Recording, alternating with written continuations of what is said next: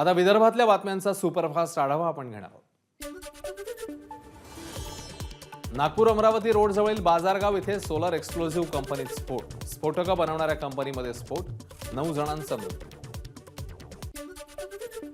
नागपुरात झालेल्या स्फोटाची अनिल देशमुख यांच्याकडून पाहणी, परिसरात पोलीस बंदोबस्तामध्ये वाढ।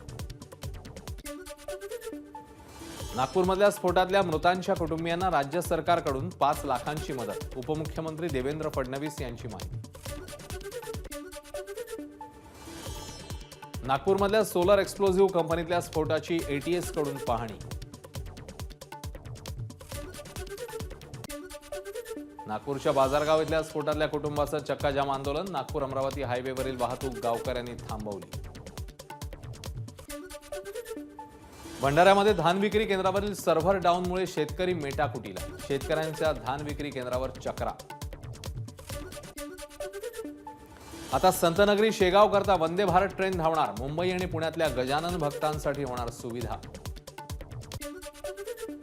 गडचिरोलीच्या कोनसरीतील लॉयड मेटल्सच्या स्टील प्लांटची उपमुख्यमंत्री अजित पवारांकडून पाहणी, तर सुरजागडमधील लोह खनिजावर कोनसरी इथे प्रक्रिया केली जाणार।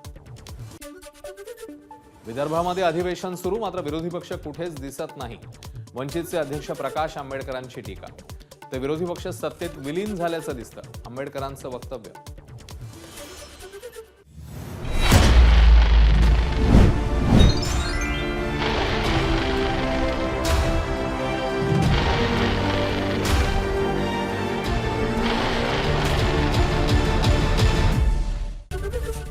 एबीपी माझा, उघडा डोळे बघा नीट।